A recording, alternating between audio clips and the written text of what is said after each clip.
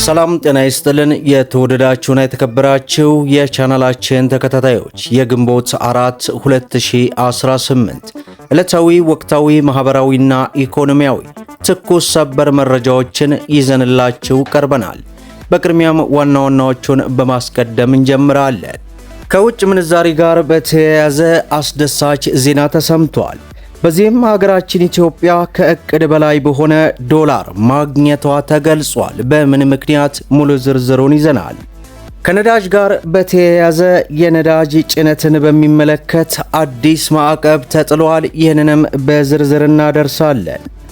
የሀገር ውስጥ በረራዎችን በሚመለከትም የኢትዮጵያ አየር መንገድ አዲስ መግለጫ አውጥቷል። ይህንንም ታደምጡታላችሁ። በሌላ በኩል የዲግሪ ሰርቲፊኬት ህትመትን በሚመለከት ከትምህርት ሚኒስቴር በኩል አዲስ ነገር ተሰምቷል። ምንድነው? በዝርዝር ይዘነዋል። እንዲሁም በርካታ ሰራተኞች ላይ እርምጃ ስለመወሰዱ አውቀናል። የእርምጃውን አይነት በዝርዝር ይዘናል። ይህንና መሰል መረጃዎችን በዚህ ሰዓት ወደ እናንተ እናደርሳለን። ቪዲዮን ላይክ፣ ቻናሉን ሰብስክራይብ እያደረጋችሁ እስከ መጨረሻው ተከታተሉ። በቅድሚያ የሀገር ውስጥ በረራዎችን በሚመለከት የኢትዮጵያ አየር መንገድ አዲስ መግለጫ ሰጥቷል። የኢትዮጵያ አየር መንገድ በኢራን ጦርነት ምክንያት በተፈጠረው የነዳጅ አቅርቦት መስተጓጎል ወይንም የአውሮፕላን ነዳጅ ዋጋ ጭማሪ ምክንያት የሀገር ውስጥ በረራዎች ብዛት ላይ ለውጥ የማድረግ እቅድ እንደሌለው አስታወቀ። አየር መንገዱ ጦርነቱ ያስከተላቸው ተጽዕኖዎችን ጊዜያዊ በመሆናቸው እስካሁን ድረስ ጉዳት መቀነሻ እቅድ እየተገበረ እንዳልሆነም ገልጿል። የኢትዮጵያ አየር መንገድ የንግድ ዘርፍ ዋና ኃላፊ ለቢቢሲ እንደተናገሩት የመካከለኛው ምስራቅ ጦርነት የተነሳው የነዳጅ ዋጋ ጭማሪ ቢኖርም በረራዎች በተለመደው ሁኔታ እየተካሄዱ ነውም ብለዋል።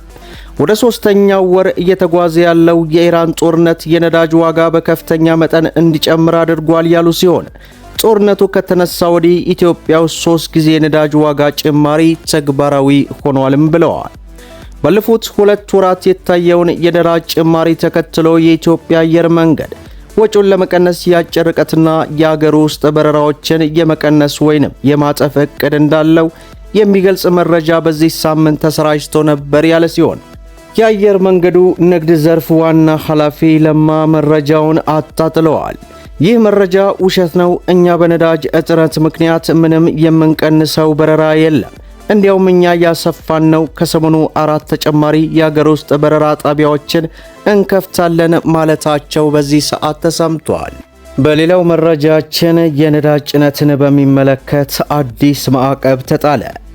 የአሜሪካው መንግስት ሰኞ ዕለት ኢራን ወደ ቻይና የምታደርገውን የነዳጅ ጭነት በማገዝ በጠረጠራቸው በ3 ግለሰቦችና በ9 ኩባንያዎች ላይ ማዕቀብ መጣሉን አስታወቀ። ከነዚህ መካከል 4ቱ በሆንግ ኮንግ፣ 4 ደግሞ በተባበሩት አረብ ኤምሬት የሚገኙ ሲሆን 9ኛው ኩባንያ ደግሞ በኦማን የሚገኝ ነው ተብሏል። ይህ የአሜሪካ የግምጃ ቤት እርምጃ የተወሰደው ለድሮንና ለባላስቲክ ሚሳኤል መስሪያ የሚያገለግሉ የጦር መሳሪያዎችና አካላትን በመግዛት ለኢራን ድጋፍ በሚያደርጉ ግለሰቦችና ኩባንያዎች ላይ አርብ ዕለት በተጣለው ማዕቀብ ጉዳይ ነው።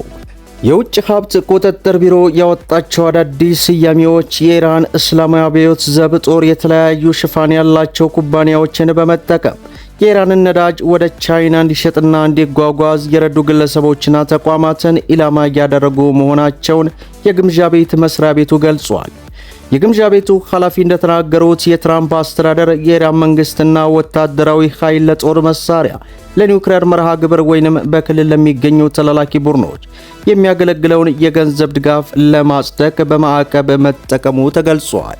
በሌላው መረጃችን ሀገራችን ኢትዮጵያ ከእቅዷ በላይ በሆነ ዶላር ማግኘቷ ተገለጸ። ኢትዮጵያ በ2018 በጀት ዓመት ባለፉት 9 ወራት ከእንስሳት ምርትና ውጤቶች ማቀነባበርና ወጪ ንግድ 98 ሚሊዮን የአሜሪካ ዶላር ማግኘቷን የእንስሳ ልማት ኢንስቲትዩት አስታወቀ።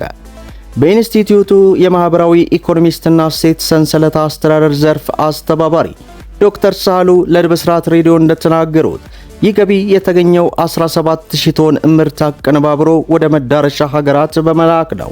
ይህም የስጋ የእርድ ተረፍ ምርትና ሌሎች የእንስሳ ምርቶችን ያጠቃለለ አፈጻጸም መሆኑን ዶክተር ሳህሉ በጠቀሱት የስጋ ወጪ ንግድ ትልቁን ድርሻ ይይዛልም ብለዋል። ከነዚህ ምርቶች ባለፉት 9 ወራት ከእቅዳችን በላይ 98 ሚሊዮን የአሜሪካ ዶላር መገኘቱን የገለጹት ከስጋና እርድ ተረፈ ምርት ብቻ 97.4 ሚሊዮን የአሜሪካ ዶላር ተገኝቷልም ብለዋል። በተለይ በሀገራችን ኢትዮጵያ ያለውን የውጭ ምንዛሪ በመጠኑም ይቀርፋል ያሉ ሲሆን በገቢ ደረጃ የታየው አፈጻጸም ከአምናው ተመሳሳይ ወቅት ጋር ሲነጻጸር የ8 በመቶ ብልጫ በምርት መጠን ደግሞ የ1 በመቶ ብልጫ ማሳየቱን ተናግረዋል። ምርቶቹ ጥራትና ደህንነታቸው ተጠብቆ ለማቀነባበሪያ ኢንዱስትሪዎች እንዲቀርብ መደረጋቸውን ለመዳረሻ ገበያ ለማቅረብ ጥሩ የሎጂስቲክ አገልግሎት መኖሩን በመግለጫው ላይ ያስነብበዋል።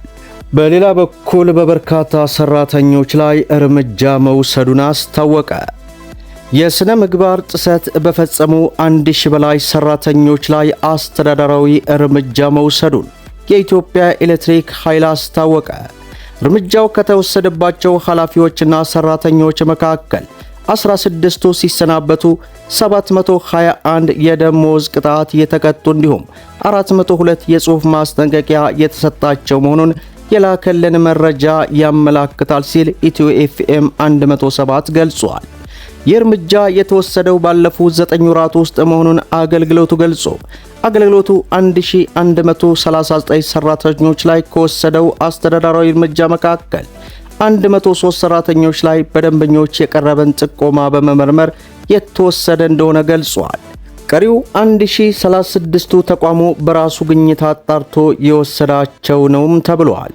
ባለፉት 9 ወራት አገልግሎቱ በሙስና መጠቋቋሚያ ዘመናዊ መተግበሪያና በሌሎች አማራጮች ከደንበኞቹ የደረሱትን 427 ጥቆማዎችን መርምሮ 103 ኃላፊዎችና ሰራተኞች ላይ የተለያዩ እርምጃ ወስዷል። በደንበኞቹ በቀረበው ጥቆማ መሰረት 14 የጽሑፍ፣ 80 የደሞዝ ቅጣት፣ 2 ከቦታ የማንሳትና 7 ስንብት በድምሩ 103 እርምጃ ተወስዷል። የብልሹ አሰራር ጥቆማ ከቀረበባቸው ጉዳዮች መካከል የአዲስ ቆጣሪ ጥያቄ፣ የኃይል መቆራረጥና አስቸኳይ ጥገና፣ የቆጣሪ ንባብና የቢል ስብሰባ እንዲሁም ንብረት አያያዝ አጠቃቀም ይገኙበታል። በመጨረሻም የከፍተኛ ትምህርት ተቋማት ተመራቂዎች የዲግሪ ሰርቲፊኬት ህትመት በአንድ ማዕከል ብቻ ሊከናወን መሆኑን የትምህርት ሚኒስቴር አስታወቀ።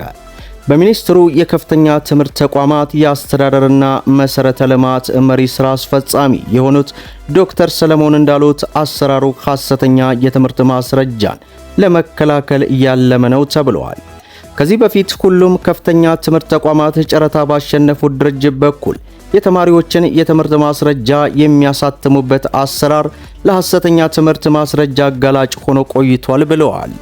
በመሆኑም ሁሉም የመንግስትና የግል ከፍተኛ ትምህርት ተቋማት የተማሪዎቻቸውን ዲግሪ በአንድ ማዕከል ብቻ እንዲያሳትሙ ያደርጋልም ተብሏል። አዲሱ ዲግሪ ታትሞ እስኪደርስ ድረስ ትምህርት ሚኒስቴር ዲግሪ ለሚያስፈልጋቸው ተማሪዎች የድጋፍ ደብዳቤ እንደሚጽፍ ገልጾ ህትመቱ በዚህ ዓመት እንደሚጀመርም ጠቁሟል። በ2017 የተመረቁ ተማሪዎችን ጨምሮ ከዚህ በኋላ የሚመረቁትም ሙሉ በሙሉ በአዲሱ ስርዓት መሰረት በአንድ ማዕከል የሚታተም ዲግሪ ብቻ እንዲወሰን ይደረጋልም ተብሏል። በተመሳሳይ ከ2017 በፊት ተመርቀው ነገር ግን ዲግሪያቸውን ያልወሰዱ ተማሪዎች በአዲሱ አሰራር ብቻ እንደሚስተናገዱ መመላከቱን በዚህ ሰዓት የደረሰ ሪፖርት አስነብበዋል። መደመጥ ያለባቸው ወሳኝና አነጋጋሪ የሆኑ መረጃዎችን ይመስላሉ። ቪዲዮን ላይክ ሸር አድርጉት እያልኩ እስከ ፍጻሜው ድረስ አብራችሁን ስለቆያችሁ ልባዊ ምስጋናችንን እየሰጠን በሌላ ቪዲዮ እስከምንገናኝ ወሰላሙ አለይኩም ወራህመቱላህ።